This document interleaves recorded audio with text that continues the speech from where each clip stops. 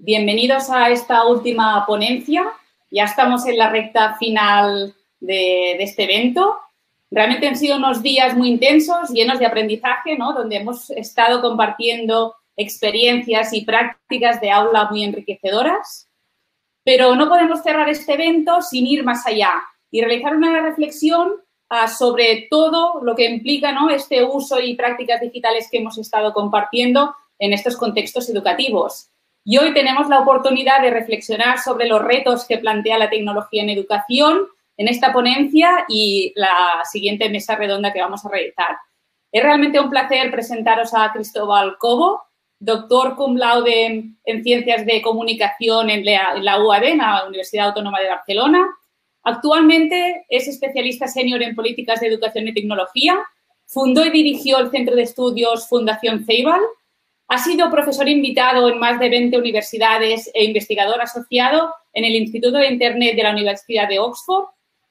Conferencista invitado en más de 30 países y con intervenciones en prestigiosos medios de comunicación. Muchísimas gracias, Cristóbal, por aceptar esta invitación y adelante cuando quieras. Marta, un placer. Muchísimas gracias a ti y al equipo por esta oportunidad. Es un placer sumarme a esta maratón intelectual que han montado estos días. He escuchado y me han contado que ha sido un momento extraordinario para reconectar, para hablar de otras cosas que no sea la pandemia, para aprender, para ponernos al día. Y cuando me invitaron a esta posibilidad de poder sumarme, me pareció extraordinario, especialmente porque es al final. Al final puede ser el postre o puede ser la pregunta de lo que viene para después, ¿no? Y vamos a tratar de aprovechar esa oportunidad. Si te parece, ponemos la presentación y yo lo que tengo planeado es ofrecer algunas de las distintas tendencias que estamos observando hoy día en el marco de una pandemia global, en el marco de una masificación de las tecnologías en los contextos de educación, una incorporación fuerte de la escuela en el hogar, una incorporación de nuevos actores y evidentemente esto reconfigura el escenario, ¿no? O sea, y trae preguntas, no todas fáciles de responder. Yo tengo muchas más preguntas, muy pocas respuestas, pero sí creo que este es un momento histórico y no hacer una pausa y reflexionar sobre ello sería desaprovechar una oportunidad extraordinaria. Vamos a la siguiente, por favor. Están cambiando nuestras formas de comunicarnos, nuestras formas de conversar, nuestras formas de dialogar, también nuestras formas de expresar nuestros sentimientos, nuestras formas de planear. Y a mí lo que me interesa hoy día es que podamos reflexionar sobre cuánto de esto ocurre a través de canales digitales y cómo, en qué medida estos canales digitales pueden transformar o distorsionar la forma en que pensamos. Al pasar nuestras comunicaciones a través de un teléfono, a través de una videoconferencia, o a través de un WhatsApp, o a través de un correo, nuestra comunicación se ajusta, se transforma, desde el que lo emite y desde el que la percibe. Y entender esa transacción es súper, súper importante. Por eso, quizás vamos a la siguiente. Vamos a comenzar con una pequeñísima encuesta. Le voy a pedir a alguien, por favor, de buena voluntad, que escriba esa URL en el chat para que todos la puedan copiar. etc.ch, diagonal y en mayúscula lo que ven en pantalla, o bien lo pueden copiar por código QR. Pero es muy útil que alguien lo pueda poner en el chat, por favor, así nos aseguramos que si alguien llega un poco después, puedan sumarse. Bueno, entonces yo les voy a dar 30 segundos para que puedan ir entrando a la presentación. Y aprovecho entonces de irme para allá. Un segundo. Muy bien. ¿Se ve la presentación? ¿Se ve el mismo QR en pantalla?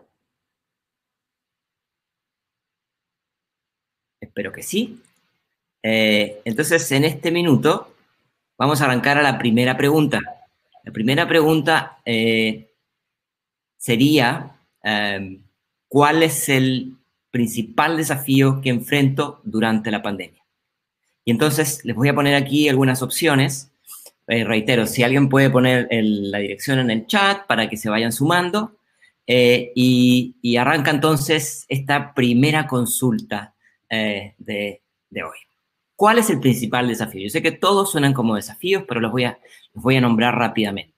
Más equilibrio entre vida laboral y familiar. Me cuesta enseñar en los nuevos formatos. Participación estudiantil insuficiente. Inestabilidad emocional o de otro tipo. O todas las anteriores. Entonces voy a dar aquí un momento para que se puedan sumar. Yo supongo que rápidamente podemos llegar a 250 personas al menos.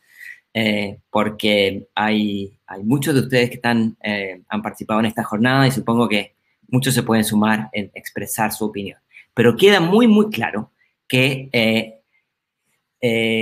hay una inquietud aquí principal sobre este equilibrio entre lo personal y lo profesional. Y después rápidamente seguida por una respuesta que incluye a todas las anteriores. Pero también hay una cierta preocupación de un 20% de qué pasa con la participación de los estudiantes. ¿Será menor? ¿Será diferente? ¿Será en otros canales? ¿Será con otros niveles de frecuencia? Eso podrían ser algunas de las inquietudes. Pero bueno, primera imagen de la jornada, una fuerte preocupación por el equilibrio entre vida laboral y familiar. Muy bien, vamos a la siguiente. ¿Cuál es la principal dificultad que enfrentan mis estudiantes? Metacognición, es decir, saber administrar su propio aprendizaje. Segunda opción, acceso a dispositivos o conectividad. Tercera opción, otros retos de orden personal o familiar. La siguiente es motivación, la vimos en la pregunta anterior. Y la última es no estoy al tanto. Vamos a dar un momento a ver para que, igual que en el casino, gire la bolita para que me digan dónde están sus preferencias. Vamos a ver 10 segundos.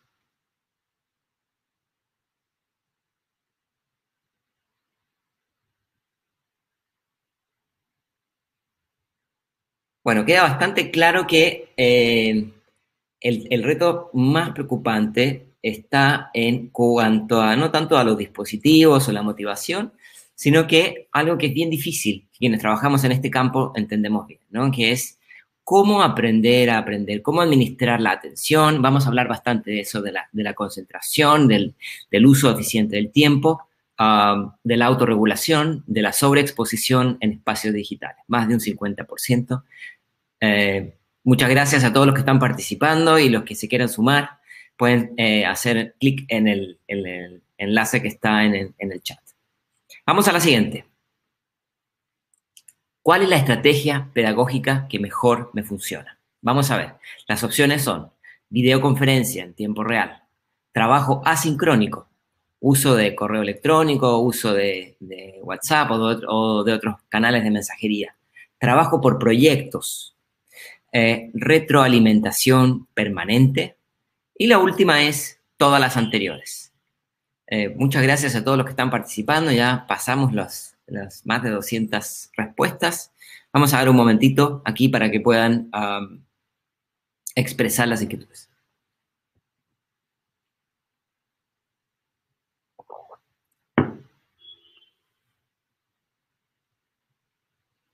Bueno, queda bastante claro que todas las anteriores, ¿no? Pero hay una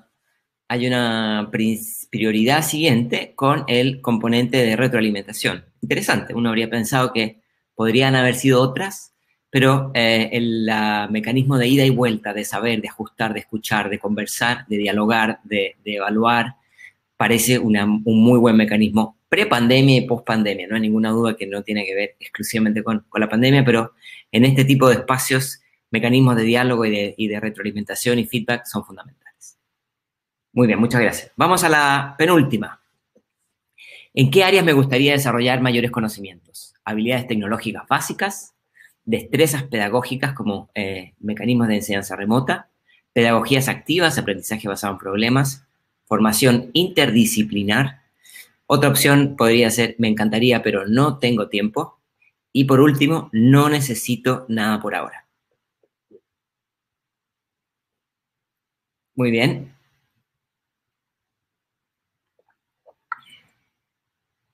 Bueno, tenemos casi un empate aquí que se está moviendo, pero hay tres grandes ganadores. Tenemos destrezas pedagógicas para la enseñanza remota, vamos a hablar un poco de eso, pedagogías activas y formación interdisciplinar. Parecerían las grandes inquietudes.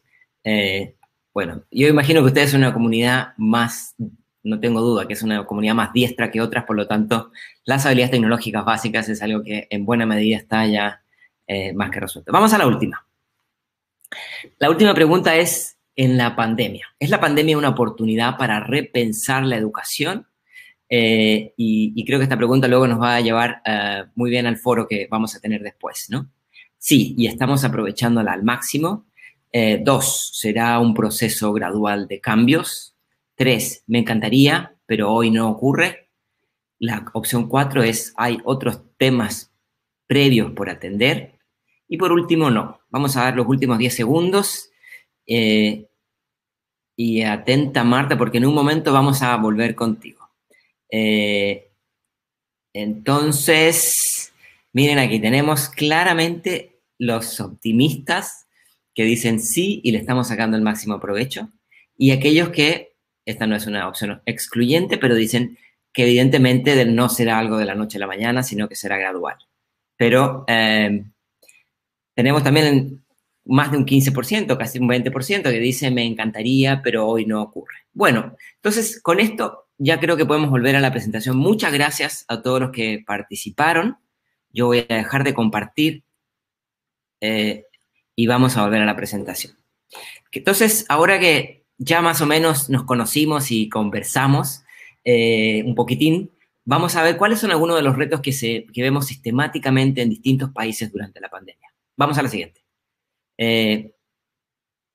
Manejo del tiempo. Siguiente. Comunicación eficaz. Hablábamos de la retroalimentación. Tercero, gestionar la ansiedad, la sensación de superación, la sensación de soledad, la sensación de angustia, de no poder llevar todo esto con la vida personal y profesional. Administración de la pausa. Cómo llevar tiempos que no sean sincrónicos de diálogo intensivo. Siguiente. La atención, cómo administrar a ese recurso tan escaso como es la atención, lo veíamos en las encuestas. Y por último, la destreza digital, que cada vez más, creo, especialmente en el contexto de esta discusión, tiene menos que ver con el uso de dispositivos y más con el uso de una destreza pedagógica. Vamos a la siguiente. Y esto nos ha de llevar a pensar que no todos entendemos la tecnología de igual manera. Piensen en casa, con sus familiares, con sus padres, sus madres, sus hijos, y la tecnología es un objeto en movimiento. Adams nos decía que todo aquello que existe cuando nosotros llegamos al mundo no es tecnología, es parte del ecosistema. Siguiente. Sin embargo, dice que aquello que se crea, que se inventa, que se masifica entre que nosotros tenemos 15 y 35 años, es emocionante, es revolucionario y muy probablemente yo me voy a dedicar a algo vinculado a eso. Siguiente. Sin embargo, aquellos que tengan más de 35, les quiero decir que lo que dice Adams es todas esas cosas que surjan cuando uno tiene más de 35, el número es aproximado, por supuesto, empiezan a parecernos un poco raras, ¿no? ¿Qué es esto de computación cuántica? ¿O qué es esto de blockchain para la educación? Algunos dicen, bueno, pero esto no es lo de antes. Pero lo que yo quiero enfatizar con esta idea de Adams, que me parece muy interesante, es que nuestra aproximación a la tecnología por generaciones es muy distinta en términos de cuáles las vemos como retos y cuáles las vemos como oportunidades. Entonces, cuando diseñamos estrategias, cuando diseñamos estrategias de aprendizaje, es muy importante entender este desfase. Y también ocurre a nivel de sociedad. Los cambios de la tecnología son exponenciales, son acelerados, ¿no? Una transformación acelerada, e incluso quienes trabajamos en tecnología vemos que los cambios son muy difíciles de seguir.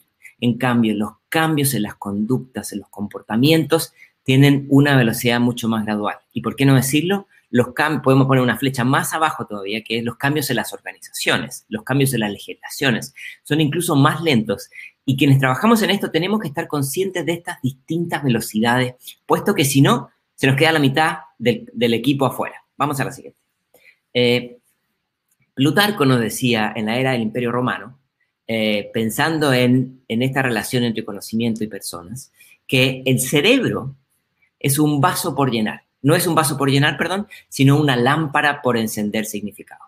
Y ustedes pueden decir, bueno, qué poético, pero ¿de qué me sirve esto? Vamos a la siguiente. Y esto lo podemos llevar al mundo de la tecnología. En el año 1970, el docente en muchos casos decía, les voy a dictar mis apuntes. En el año 90 nos decía, les voy a dar las fotocopias de mis apuntes. En el año 2010 nos dice, voy a ponerles un PowerPoint con mis apuntes. En el 2019 voy a compartir en un Drive mis apuntes.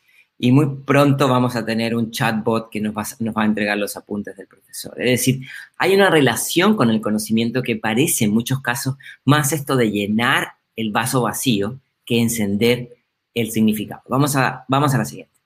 ¿Y por qué digo esto? Porque a veces un uso empobrecido de la tecnología solamente centrado en llenar el vaso vacío es una mala incorporación de la tecnología. Es una pobre solución tecnológica como la que vemos en la imagen, ¿no? Es decir, es una solución buscando un problema. Cuando sabemos que el valor principal de la tecnología es construir conocimiento con otros. No es el componente solamente transaccional, sino que el componente relacional. Vamos a la siguiente.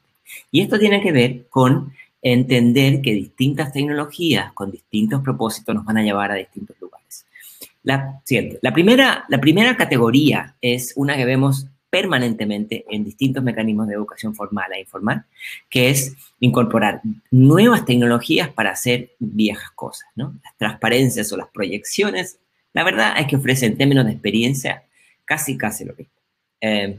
Pero podríamos llevarlo a muchas tecnologías que hoy día son de hace 5, 8 o 10 años y que se utilizan para replicar prácticas como veíamos en los años 70. Luego tenemos otra categoría, siguiente, que podrían ser tecnologías que ofrecen cierta innovación educativa incremental, ¿no? Si antes veíamos un mapa en 2D, ahora lo podemos ver en 3D. Si antes podíamos ver un mapa estático, ahora podemos hacer zoom, podemos alejarnos, Y aquellas mejoras incrementales, sin una transformación de la estrategia pedagógica, lo que nos muestra la investigación una y otra vez es que no generan transformaciones en los aprendizajes. Ahí hay una ironía, porque tecnologías que pueden ser muy disruptivas, si no tienen un buen planeamiento, una buena estrategia, la verdad es que nos quedan cortas. Vamos a la siguiente. Sin embargo, lo que vemos una y otra vez en las investigaciones es que cuando la tecnología se utiliza más allá de que para la transacción, se utiliza para transformar estructuras de aprendizaje, para generar diálogo, para criticar el conocimiento, construirlo y deconstruirlo de manera nueva, entonces estamos generando una transformación más colectiva y más conjunta que puede ser, y aquí esto es interesante, puede ser no tan disruptivo desde lo tecnológico, pero tremendamente transformacional desde lo pedagógico. Entonces, aquí la pregunta que tenemos que hacer es, no es cuál es la tecnología de punta, sino que cuál es la transformación cultural en términos de comportamiento, en términos de trabajo en equipo, en términos de descentralización del saber, en términos de renovación del saber, que puede ser más transformadora en los procesos de aprendizaje. Siguiente. O dicho de otra manera, podemos ponerlos en dos grandes categorías. Una que tiene que ver con ciertas tecnologías que nos mejoran la vida.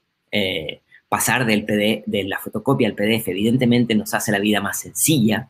Muchas veces preferimos un paper que esté en digital que un paper que haya que ir a buscar a la biblioteca, porque el de la biblioteca nos va a tomar más tiempo, la mejora, pero también tenemos el componente transformacional, que es, yo creo que requiere, como decía, no tanto énfasis en lo tecnológico, pero sí en generar una estrategia efectiva.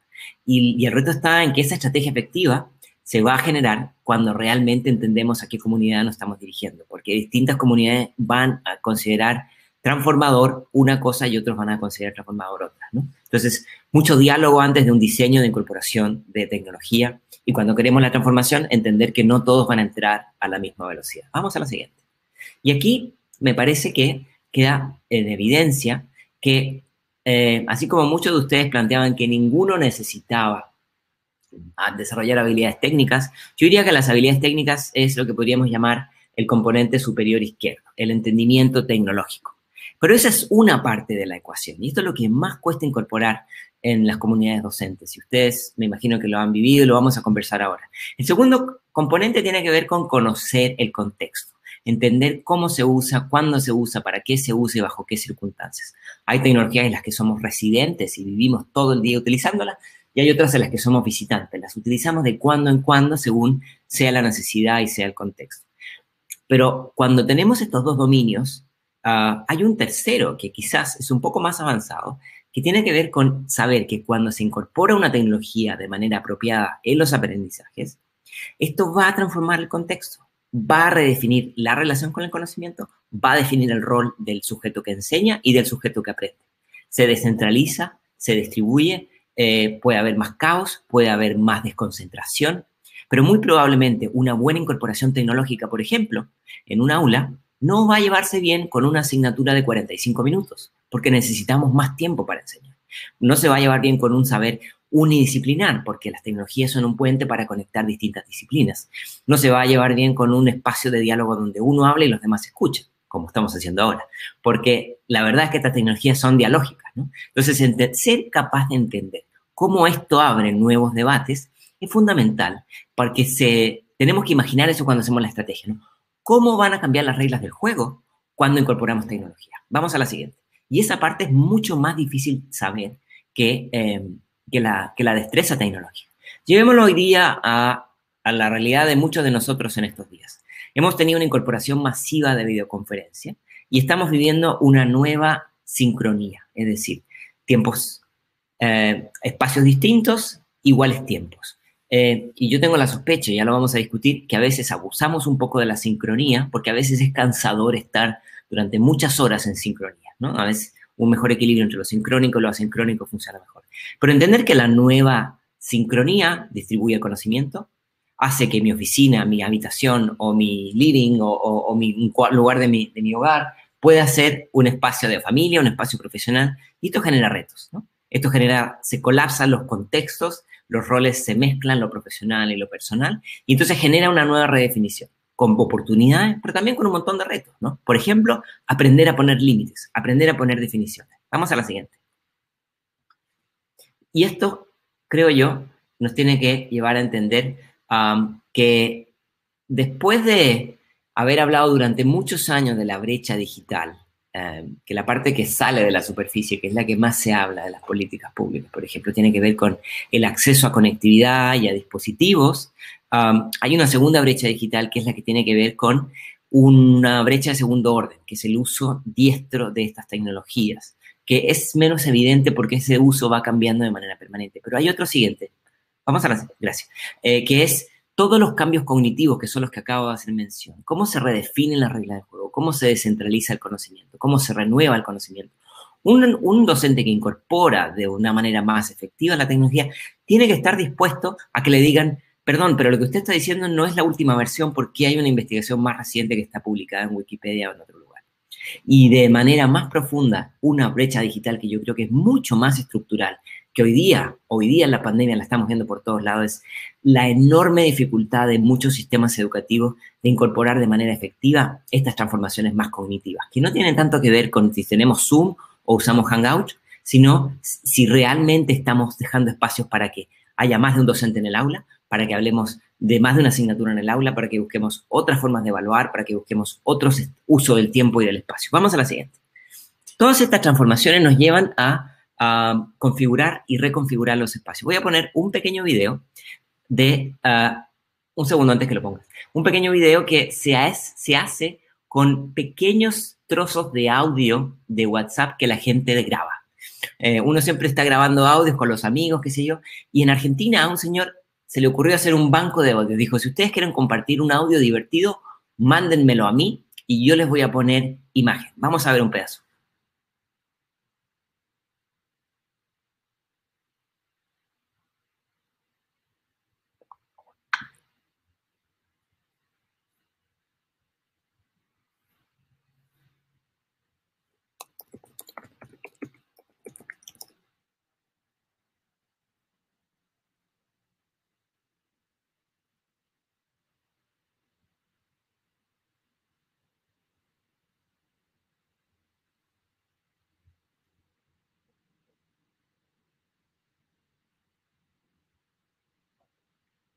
No sé si se está escuchando el video. Podría ver si se puede activar, si no... A ver, vuelvo a intentar, ¿eh? Vale. Perfecto, gracias.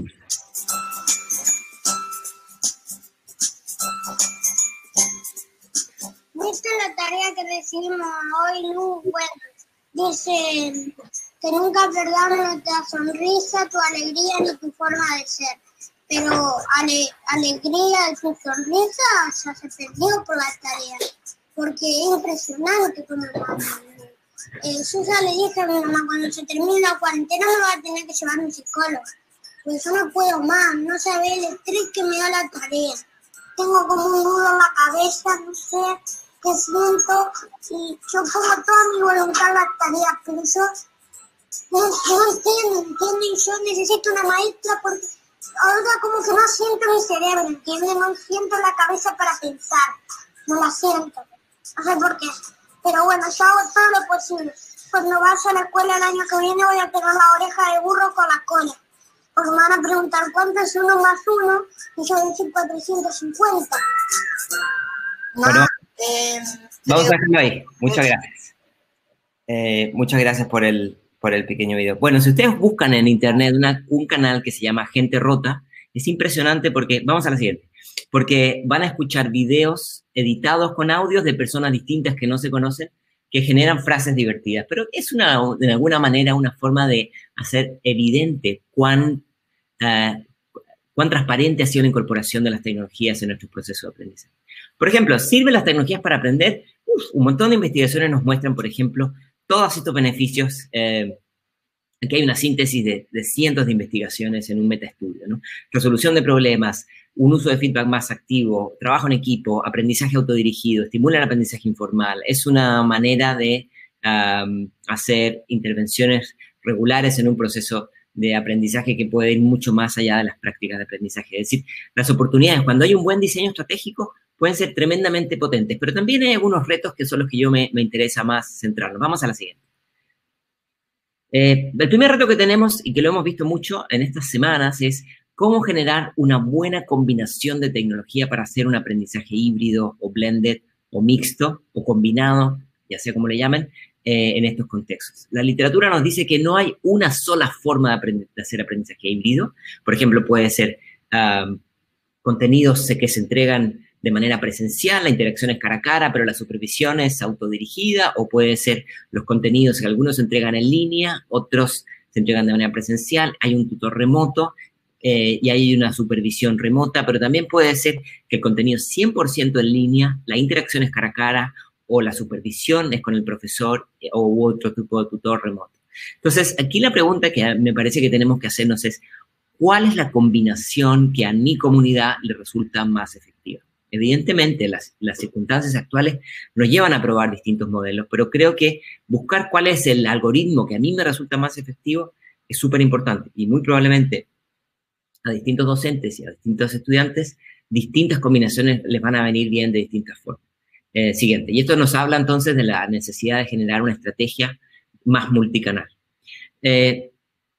César Cole, profesor de la UB, nos dice que hay que entender la escuela como un nodo en una red de contextos, es decir, entender que el conocimiento está distribuido y buscar maneras para conectar más las escuelas, no tanto conectarlas a internet, sino conectarlas para generar espacios de flujos de intercambio más dinámicos, ¿no? Y entender entonces, bajo esta lógica, que la escuela híbrida no es una conexión donde lo digital es un parche, sino donde generamos espacios más fluidos de una conversación personal y colectiva, de un uso del tiempo más estratégico, donde no se puede replicar la clase y la administración de los tiempos tradicionales, pero requiere una planeación distinta, requiere una estrategia distinta y requiere también generar lo que podríamos llamar happy hours, ¿no? Espacios de socialización dentro de la educación formal remota, porque si no, se rompe una parte que es fundamental, que es el vínculo afectivo, el vínculo social, el vínculo colectivo. Vamos a ver un poco más de eso. Por ejemplo, aquí tenemos que en el mundo de la escuela se ha incorporado un actor que muchas veces no estaba, que es el padre, la madre, la familia, ¿no? Y hemos visto por investigaciones previas que el rol de la familia es fundamental. Lo sabemos, lo repetimos, pero a veces no queda tan evidente en una vida moderna donde no hay mucho tiempo para darle a los hijos, ¿no? Una familia de muy bajos ingresos, un niño está expuesto a 600 palabras por hora. En una familia profesional, 2.100 palabras por hora, y una familia obrera, de clase media baja, 1.200 palabras por hora. Entonces, esto nos dice cuán expuestos y cuán rico puede ser el proceso de formación en el hogar que puede tener un niño cuando sus padres están estimulando el proceso de aprendizaje. La pregunta que nos tenemos que hacer es, después de la pandemia, ¿cómo incorporamos a los padres como un socio estratégico? Pero esto no es fácil. Vamos a ver en este video, aquí a la derecha, que a veces es un poco más complejo de lo que parece. Bien, sigamos. Cárdenas, no, ya estoy ya Díaz, Solórzano, Jerónimo. Profe, buenos días. Profesor, se le van a ir los 45 minutos llamando a lista. Sí, claro, mamita, lo que pasa es que el colegio nos exige que llamemos.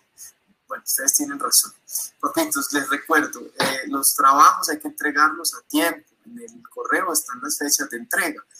La semana pasada se venció el plazo para enviar, por ejemplo, el trabajo de expresión corporal de los niños, donde se tenían que grabar bailando una danza típica. Algunos papitos enviaron los trabajos, otros no. Por ejemplo, aquí veo que no recibimos el trabajo, la grabación de Camila, por ejemplo. Sí se lo enviamos, profesor, hágame el favor y revisa bien. Yo misma puse el audio a grabar, el celular a grabar. Es un audio más o menos de 1 minuto, revise bien en su correo porque sí se lo enviamos. Sí, tan raro. No, pues, mamita, lo que pasa es que si grabaron un audio, pues no nos sirve porque la idea es que sea un trabajo de expresión corporal en video para nosotros poder analizar como los movimientos del niño y la forma en que el niño se estaba adaptando. Entonces es problema de ustedes. Nosotros cumplimos con enviar la tarea y la tarea se envió. Ya usted verá si la recibe o no. Sí, claro, tiene razón, mamita. No, pues en ese caso entonces confiamos en su palabra, mamita. Si dice que la niña pues bailó la danza, entonces está bien, vamos a ponerle aquí un 4 o 5, entonces le voy a poner. ¿Cómo que un 4 o 5, profesor? La niña merece un 5 porque ella bailó, hizo todo lo que tenía que hacer, lo que ustedes pidieron. Claro, sí, tiene toda la razón, un 5. Permítanme un momento, me tengo aquí. Sí. Bueno, vamos a seguir, pero esto es una manera de ilustrar los retos que tiene la incorporación de... Gracias, vamos a seguir.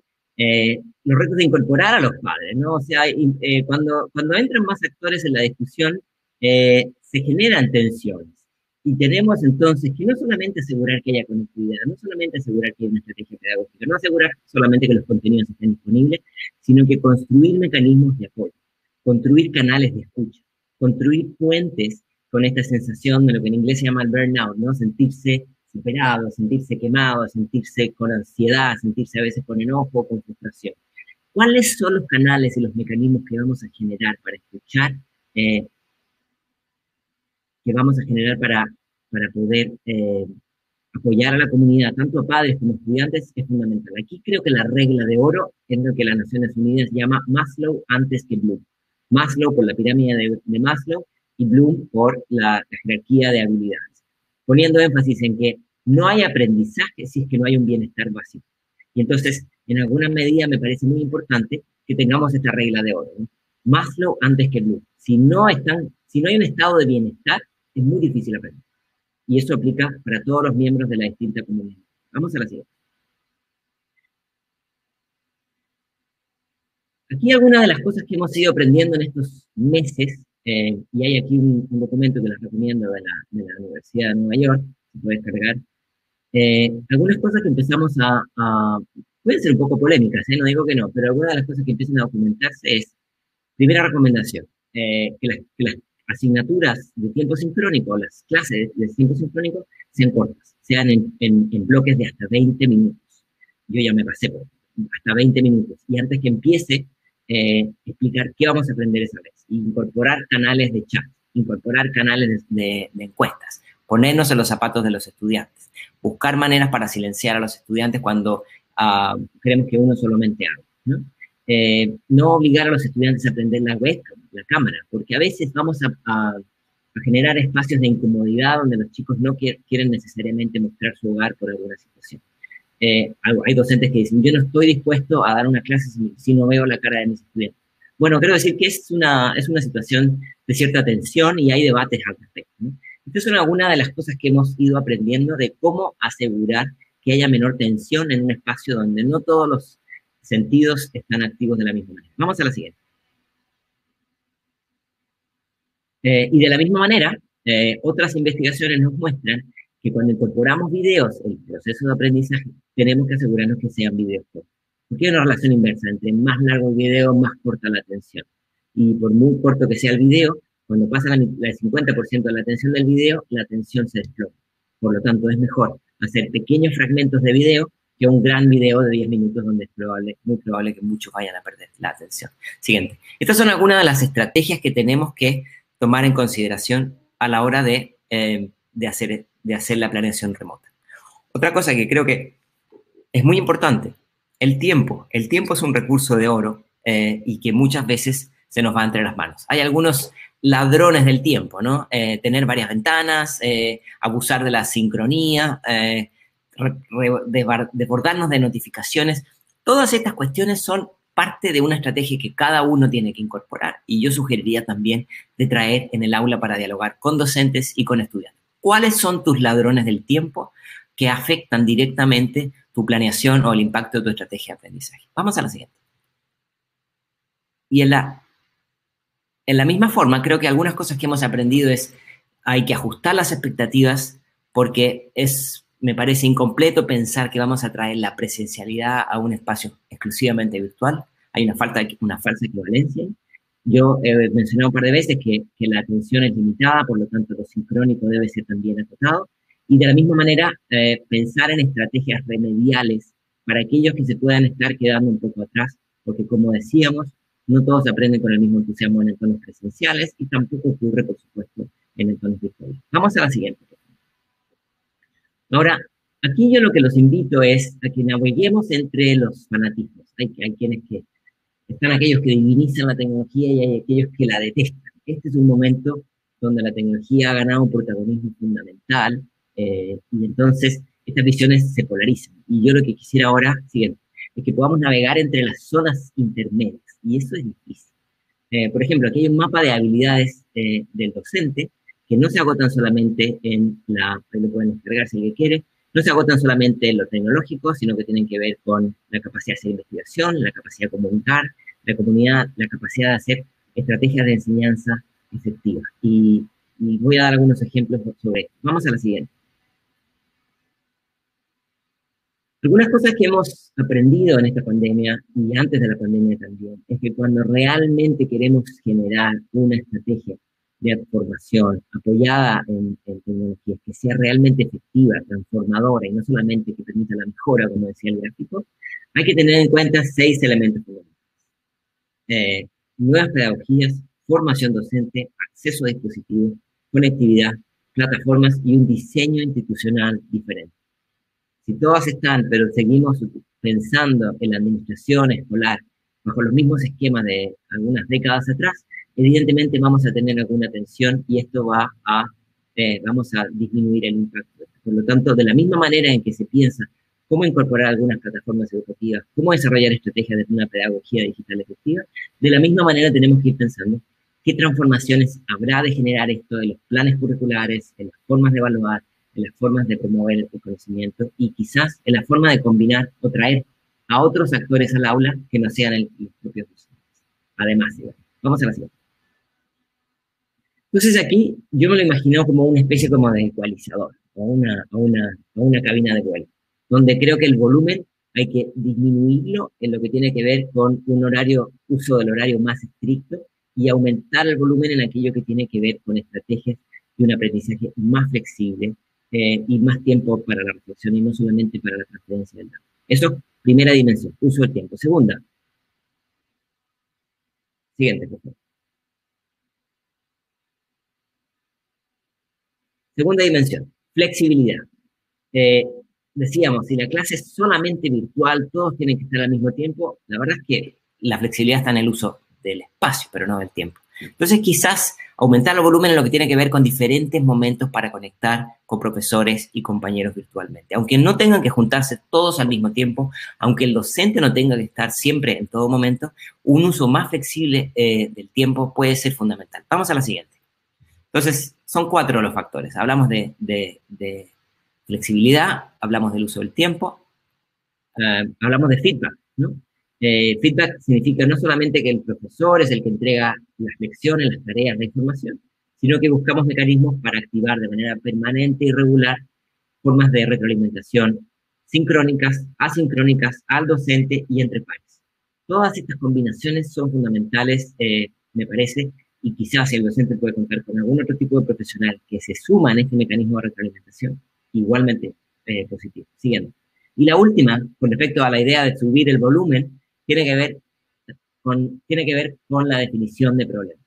Si las asignaturas solamente diseñan procesos formativos donde tratan de resolver problemas teóricos que el docente define, la verdad es que existe mucha posibilidad de que haya una desconexión de los estudiantes. Entonces aquí la invitación es, ¿cómo hacemos para que los propios estudiantes sean los diseñadores de nuevos problemas?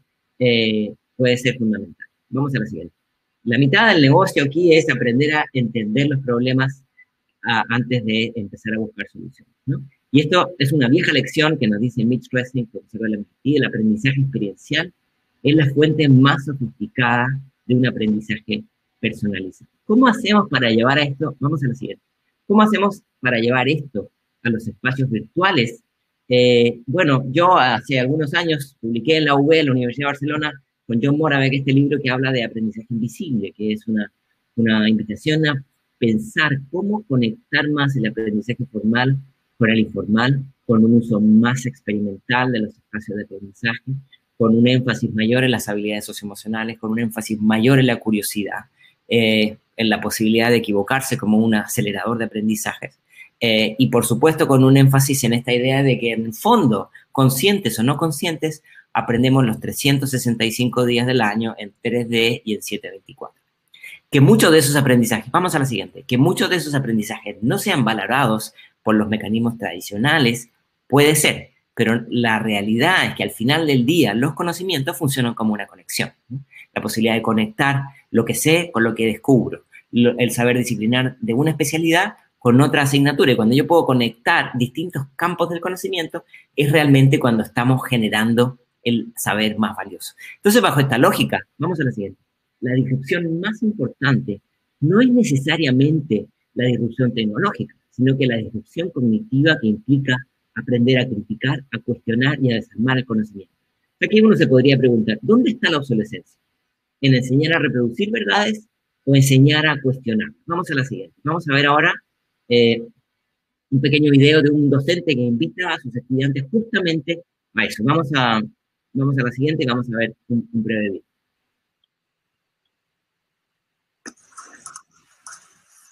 El año que viene casi todos ustedes serán profesores. De literatura no saben demasiado, pero lo suficiente para empezar a enseñar. No es eso lo que me preocupa. Me preocupa que tengan siempre presente que enseñar quiere decir mostrar. Mostrar no es adoctrinar, es dar información. Pero dando también, enseñando también el método para entender, analizar, razonar y cuestionar esa información. No obliguen a sus alumnos a estudiar de memoria, eso no sirve. Lo que se impone por la fuerza es rechazado y en poco tiempo se olvida. Ningún chico será mejor persona por saber de memoria el año en que nació Cervantes. Pónganse como meta enseñarles a pensar, que duden, que se hagan preguntas. No los valoren por sus respuestas, las respuestas no son la verdad. Buscan una verdad que siempre será relativa. Las mejores preguntas son las que se vienen repitiendo desde los filósofos griegos. Muchas son ya lugares comunes, pero no pierden vigencia. ¿Qué, cómo, dónde, cuándo, por qué?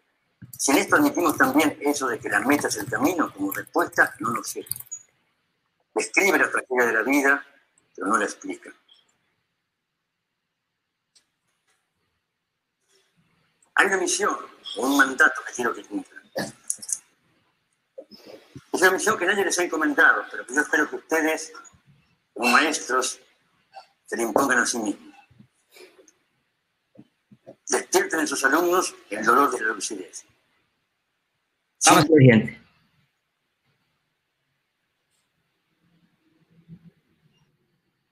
Despierten en sus alumnos el placer por la sabiduría, el tener ganas de descubrir lo que no conocemos, ir a las fronteras, hacer preguntas difíciles.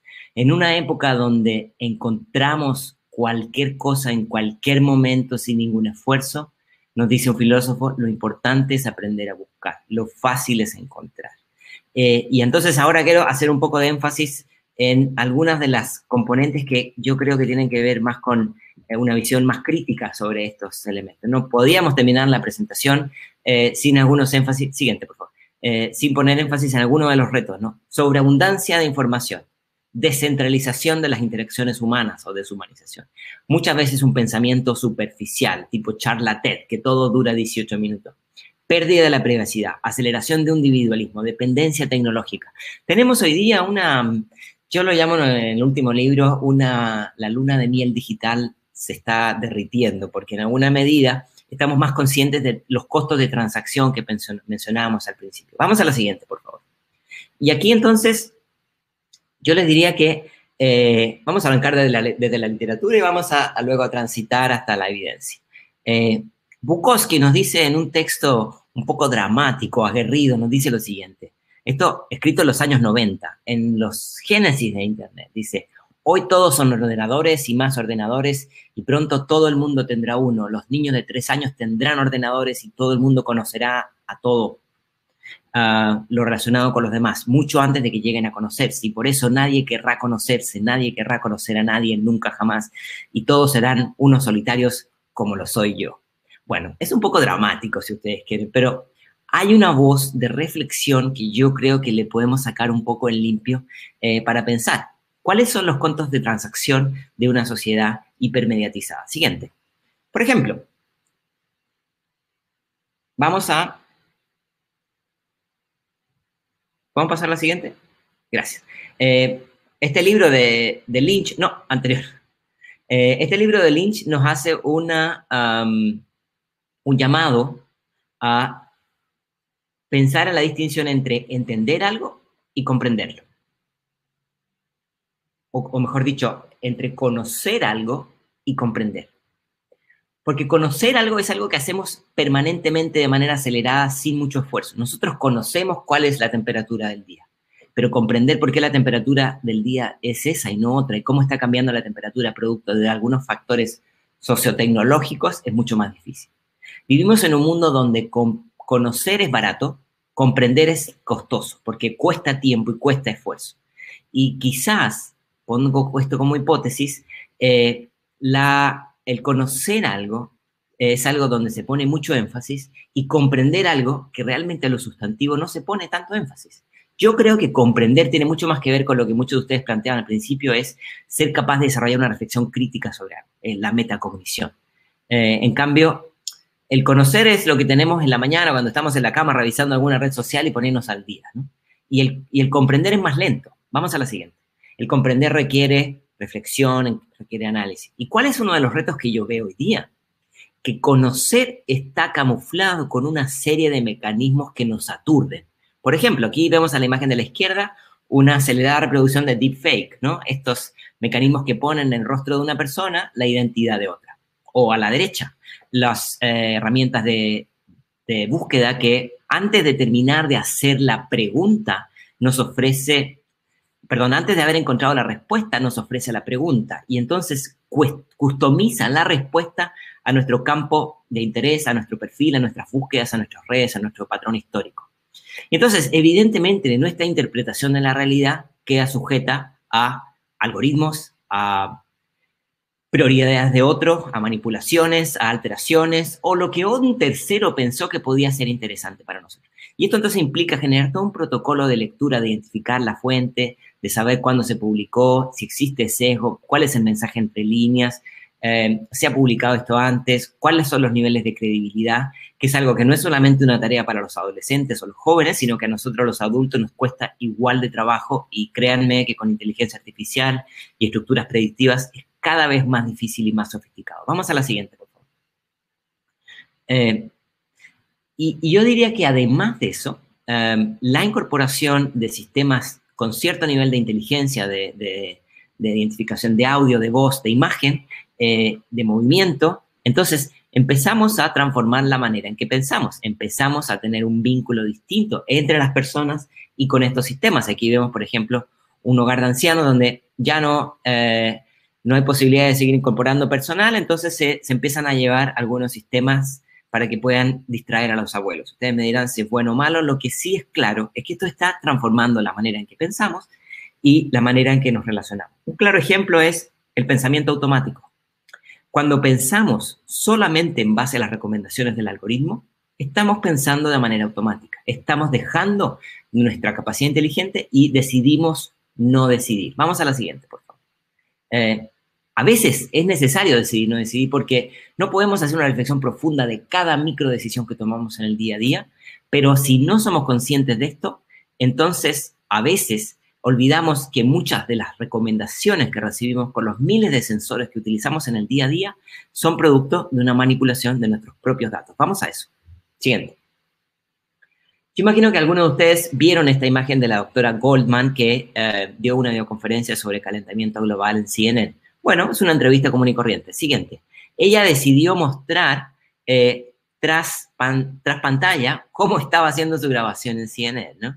Como una familia muy normal, como probablemente muchos de nosotros, con un poco de caos y un poco de confusión y mucho menos glamour de lo que se veía en CNN. Siguiente. Y esto tiene que ver con la vida fuera y dentro de pantalla. Tiene que ver con nuestra administración de nuestra vida privada y de nuestra vida pública. Y entender cuáles son los costos de transacción y entender cómo cuidarlas. Siguiente. Ustedes me dirán si está bien o mal lo que hizo ella. Pero la verdad es que lo que ha puesto en evidencia es esto que nos dice este chiste del New York Times, y el New Yorker, perdón, en el año 90, que decía, en Internet nadie sabe que eres un perro, y este chiste se podría llevar a nadie sabe que eres un científico. Siguiente, nadie sabe que eres un profesor, un académico. Y hoy día, con mecanismos de detección de personalidad, de identificación de patrones, de análisis predictivo, 20 o 30 años después, el mismo perro le dice al otro, extraño los días en que Internet no sabía que yo era un perro. Hoy día Internet no solamente sabe que somos perros, siguiente, sino que además sabe dónde nos movemos, con quién hablamos, con qué nivel de frecuencia, qué hacemos. Es decir, cuando surge la red social de manera masiva, la famosa web 2.0, lo que nos decía la revista Times era, tú eres el producto, ¿no? Porque tú eres la estrella. Ahora, 10 años después, la verdad nos dice, lo que nos interesa son tus datos, porque tus datos entrenan el algoritmo para decirte dónde comprar, qué película ver, cómo te vamos a traducir un texto o qué recomendación te va a dar Alexa. O incluso, siguiente, qué tipo de vínculos sociales podrías construir con una persona que quieras conocer en un bar o en un restaurante o qué sé yo. Y entonces aquí la pregunta está en qué tan preparados estamos entrando a estas nuevas reglas del juego. Yo me pregunto, ¿alguien de ustedes leyó los términos y condiciones de Hopin antes de entrar acá? ¿Sabemos qué va a pasar con nuestros datos? Ahí ven en pantalla una exposición artística de alguien que decidió imprimir los términos y condiciones de plataformas como Facebook, como WhatsApp, como Instagram, y son unos listados infinitos. Aquí a la derecha puse una herramienta que se llama themarkup.org, donde ustedes pueden poner un sitio cualquiera, en este caso puse el Washington Post, y que curiosamente irónicamente tiene como logo la democracia muere en la oscuridad, y nos muestra esta herramienta las miles de cookies y miles de herramientas que están siguiendo nuestra personalidad, nuestro comportamiento, incluso después de que cerramos el Washington Post, ¿no? Entonces, siguiente, esto nos tiene que llevar a pensar cuán efectiva y estratégica está siendo nuestra incorporación de la tecnología frente a estos temas. Algunos autores nos plantean que tenemos 3 capas. Una es la capa de los datos que tú compartes. Yo me doy de alta en un servicio y pongo mi correo y mi nombre. Después hay una segunda capa de la cebolla que es, ¿qué es lo que dicen mis comportamientos sobre mí? Si yo pongo un nombre de hombre, el sistema podría interpretar que yo soy un hombre. Bien, pero si yo estos datos los combino con puntos de movimiento, con tipos de películas, con tipos de libros que accedo en las plataformas, entonces el algoritmo puede sacar otra tercera capa de datos que son lo que las máquinas interpretan de nuestro comportamiento, de nuestros perfiles, que puede ser probablemente muy distinto a lo que nosotros sabemos de nosotros, y en algunos casos incómodo. Siguiente. Y la verdad es que no tenemos mucha claridad de cuán efectivos y cuán realistas son esas interpretaciones sobre nosotros, sobre nuestros padres, sobre nuestros hijos, etcétera, ¿no? Aquí Canclini, sociólogo, nos sugiere algo que no tiene nada que ver con la era digital, pero que aplica perfecto la era digital, que dice, la información concentrada contrarresta libertad. y está concentrada en muchas de esas iconos que ustedes ven allá abajo y muchos otros, pero la verdad es que el reto está en cómo nosotros jugamos hoy día. Vamos a la siguiente, por favor. Cómo jugamos en un contexto donde la información es ubicua, pero los puntos de intercambio y de transacción no son tan ubicuos, son más limitados, ¿no? Y además de esto, donde nosotros entregamos una cantidad de tiempo, atención, interacción gigantesca. Entonces aquí el reto está en entornos de hiperestimulación. Por si alguien alguna vez se ha quedado toda una noche viendo películas en Netflix, lo digo, si no, no. En combinar las competencias técnicas con una capacidad de desarrollo de un pensamiento más crítico, capacidad de cuestionar. Siguiente. Y eso no es tan sencillo, porque la verdad es que nos tiene que llevar a entender que los procesos de incorporación de tecnología masiva tienen un costo de transacción, lo que he repetido toda esta jornada, ¿no? Y aquí hay un poco una broma, pero la verdad tiene que ver incluso con nuestra postura física al uso del teléfono. Mientras más inclinado estamos mirando un teléfono así, nuestra columna dorsal con más tensión está, y no es que se nos vaya a caber la cabeza, evidentemente, pero sí genera un mayor desgaste. Y esto tiene que ver también con el uso de las pantallas, cuántas pausas hacemos. Todo esto tiene que ver, siguiente, todo esto tiene que ver no con una demonización de la tecnología, eso no nos sirve para nada, pero sí con una estrategia más crítica y analítica. Vamos a ver este video, a ver si se puede. 4 consejos sobre cómo usar dispositivos inteligentes de forma segura y responsable.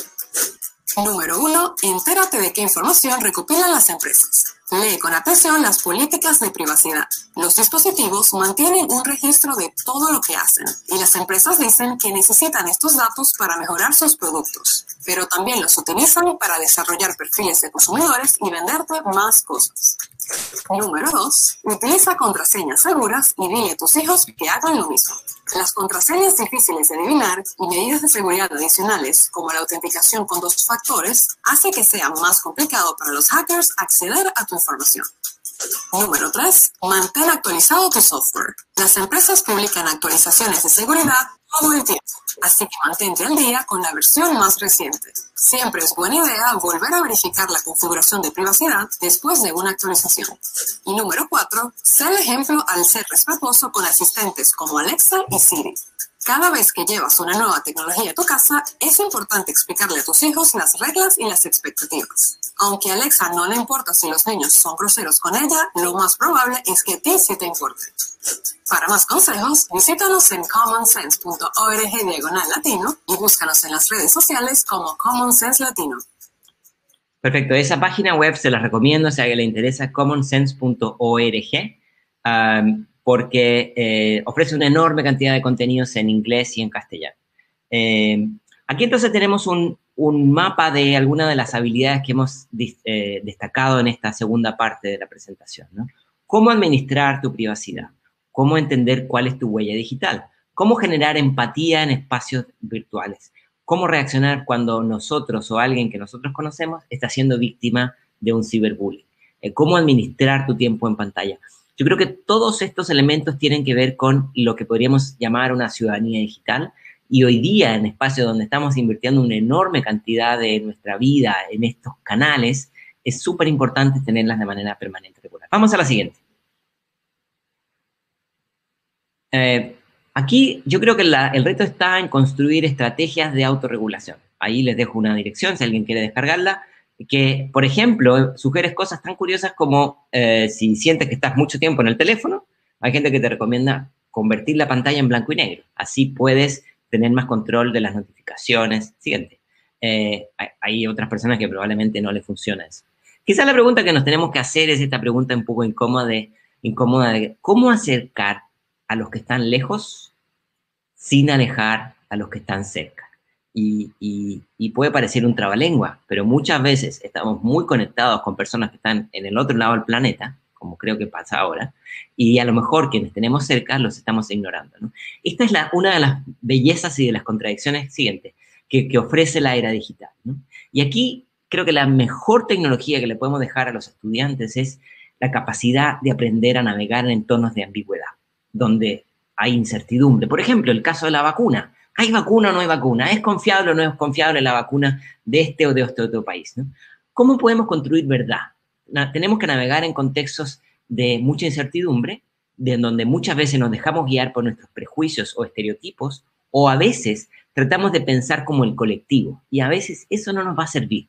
Yo creo que hay que tener un pensamiento crítico, un escepticismo inteligente, y pensar cuando estamos pensando en automático, que es una de las grandes tentaciones de una era digital siguiente, que cada vez más está,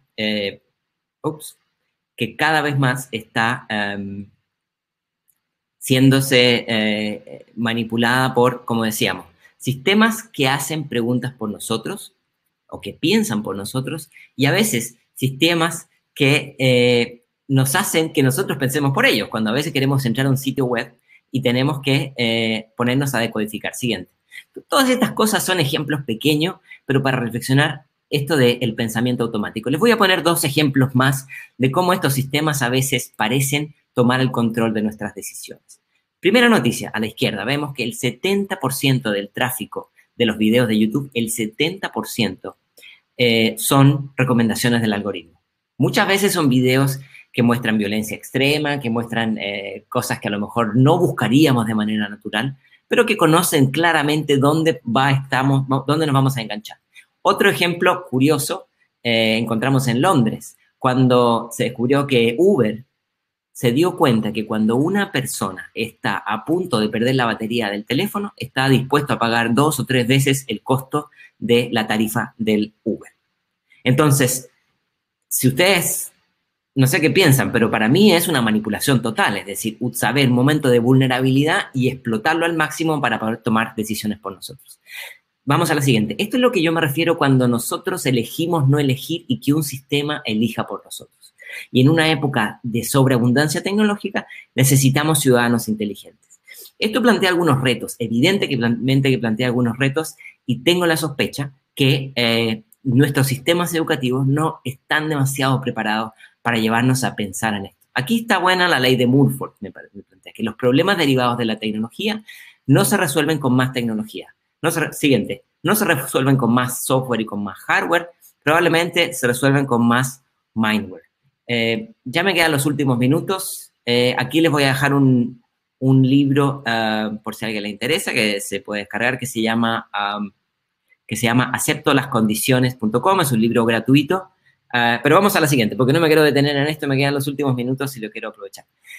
¿Cómo cambian las reglas del juego de un docente? Bueno, habrá de aprender a traducir de los entornos presenciales a los virtuales, y ya aprendimos que el uso del tiempo tiene que ser distinto, activar mecanismos de escucha permanente en espacios de muchas veces soledad o de ansiedad, estimular como gran acelerador mecanismos de apoyo, de acompañamiento, pero también el pensamiento crítico. En un espacio de abundancia y de sobreabundancia de información, el pensamiento crítico, la capacidad de filtrar, la capacidad de cuestionar, la pregunta incómoda, el por qué, a veces es más importante que el qué. Marta, ¿podrías por favor hacer clic en la mano? Muchísimas gracias, Marta, por toda la ayuda. Quiero terminar con 6 ideas para seguir pensando. Siguiente. La primera idea tiene que ver con los cambios sociales que las tecnologías están generando.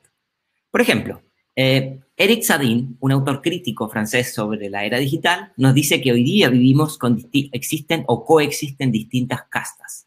Por ejemplo, tenemos en la punta de la pirámide los programadores, los coders, que son la típica caricatura de Silicon Valley, pero evidentemente existe en cada país, aquellos que tienen unos super salarios y que son enormemente influyentes, no solamente por el dinero, sino porque terminan construyendo software que define nuestra manera de escuchar música, de transportarnos, de consumir, etc. Es un primer nivel. Hay un segundo nivel que tiene que ver con la segunda imagen, que es aquellos que trabajan en marketing, aquellos que trabajan en relaciones públicas, que lo que hacen es que el trabajo del primer grupo se visibilice, se utilice. Hay un tercer grupo bastante menos glamuroso, que son aquellos que están tras bambalinas, aquellos que están ensamblando los teléfonos, aquellos que están armando las equipos y dispositivos, ¿no? Que muchas veces trabajan en condiciones salariales muy, muy limitadas en lugares que a veces ni sabemos. Y por último, y ha habido una masificación de ello, lo que se llama la economía geek, G-I-G, ¿no? Que es la economía de aquellos que son empleados que reparten, todos aquellos que trabajan a través de una app, que en muchas condiciones tienen condiciones salariales y laborales muy precarias. Y entonces tenemos aquí, si se fijan, toda una escala de nuevos estratos, lo que este autor llama un neofeudalismo digital, de los que están arriba y los que están abajo. Y la pregunta que nos queda es, ¿y los docentes? ¿Van a pasar en uno de estos estratos también o no? Quizás no de la noche a la mañana, pero sería bueno preguntarnos si dentro de nuestras comunidades nosotros vemos estas distintas, aquellos que son creadores de tecnología y aquellos que tienen un uso en una situación de mucho más vulnerabilidad. Siguiente. Hay una siguiente idea que hemos repetido un poco hasta el cansancio, que es esta idea de que pensar es gratis, ¿no? Que hay un reto entre conocer y comprender, el qué y el por qué, ¿no? Saber eliminar la información inútil hoy día se ha convertido en una estrategia de sobrevivencia. Saber discriminar una opinión de un hecho, hoy día, en una época de algoritmos inteligentes que manipulan y tergiversan la información, es fundamental. Y para eso, más mindware que hardware. Siguiente. Otra cosa que hemos planteado también es, tenemos que construir un protocolo de datos o de consumo de datos saludables, ¿no? Hay distintas estrategias. Europa fue una referencia cuando sacó la ley de protección de datos, la GDPR, pero déjenme decirles que la tecnología avanza mucho más rápido que las legislaciones y si bien es una ayuda, no alcanza con eso. Y entonces creo que hay que tenerlo en el mapa. Vamos a la siguiente, por favor. Para quienes les interese, ahí dejo una herramienta en contenidos en inglés y en castellano para los docentes, un manual muy sencillo de cómo gestionar y utilizar los datos. Ahí están los datos y son de acceso público. Vamos a la siguiente, por favor. Ya casi terminando. Aquí yo lo que les propongo es hacer la metáfora de cómo navegar sin GPS. ¿Cómo vamos a prepararnos para una época donde probablemente vamos a vivir nuevas pandemias digitales de distintas formas, ya sea por el calentamiento global, por tensiones políticas, por tensiones sociales o simplemente porque esta pandemia no termina de acabar, ¿no? Y esto entonces va a implicar llevar a los estudiantes a navegar en entornos de mayor incertidumbre y de mayor confusión. Siguiente. Más confusión que la que tenemos hoy día, difícil, ¿no? Y quiero terminar con este video de 1 minuto del profesor Antonio Rodríguez de las Heras. Vamos a ver la diapositiva siguiente y con eso ya concluimos. Las palabras, ¿no? Innovación. Innovación. Anda, que no se critica como palabra comodín, que vienen estupendos los discursos políticos o los discursos protocolarios y académicos. Innovación, innovación. Bueno, vamos a la mitología del mundo contemporáneo, al mito de Superman. Bueno, el origen de Superman, ¿cuál es? Krypton, ¿no? Ahí arranca toda la mitología de Superman. ¿Y qué sucede? Que una generación ve que eso es insostenible, que el planeta va a desaparecer. Así que no hay otro remedio que lanzarse al futuro, es decir, al espacio, y que las siguientes generaciones jóvenes se salven. Pues eso es la innovación. Conciencia de dónde estamos, que este mundo se acaba con la velocidad de la cuenta atrás ya, y que tenemos que salvar una generación. No es otra cosa. Por tanto, si estáis como yo y como todos mis compañeros inquietos, intranquilos, con sensación de urgencia, eso es la innovación, nada más que un sentimiento. Y luego ya a ponerse a trabajar. ¿Para qué? Para el desafío que ya también se ha hablado aquí. Para salir de Krypton, ¿a dónde? Pues no lo sabemos. Y no nos queda más remedio a todos los formadores que intentar lanzar a un punto que no sabemos cuál es su destino. Eso es innovación. ¿Y qué es entonces la respuesta ante esta incertidumbre? El laboratorio, que viene en el título que tenemos, Laboratorio de la Nueva Educación, es decir, a trabajar. Ahora, si recibís alguna receta a lo largo de las clases del curso, es que hemos traicionado este principio. Porque fundamentalmente el laboratorio y la innovación se alimentan de la sensación de incertidumbre. Y vender recetas es ahora un descaro. Porque como estamos todos inquietos, como oímos los ruidos del planeta que va a estallar, se vende estupendamente las recetas. Vamos a la siguiente. Ese es un pequeño video de reconocimiento al profesor Antonio Las Heras, que falleció hace muy poquito, lamentablemente, pero sus palabras van a quedar con nosotros. En una época de incertidumbre, quien venda recetas es un descarado. Creo que eso es una muy buena manera de terminar esta presentación. No queremos autos que se dirigen solos, queremos estudiantes que se dirigen solos. Y con eso vamos a cerrar la presentación hasta ahora. Les quiero agradecer la paciencia y el acompañamiento. Un fuerte abrazo y ahora los dejo con Marta. Muchísimas gracias, Cristóbal, por tu intervención. Bueno, como siempre, ¿no? Escucharte o leerte nos ayuda a todos a realizar una reflexión crítica, ¿no? Sobre estos retos, oportunidades de usos, ¿no? Y prácticas digitales. Y realmente ha sido un placer, ¿no? Y para mí, personalmente, cuando te escucho siempre salgo con más preguntas que al inicio y realmente esto es un gusto, ¿eh?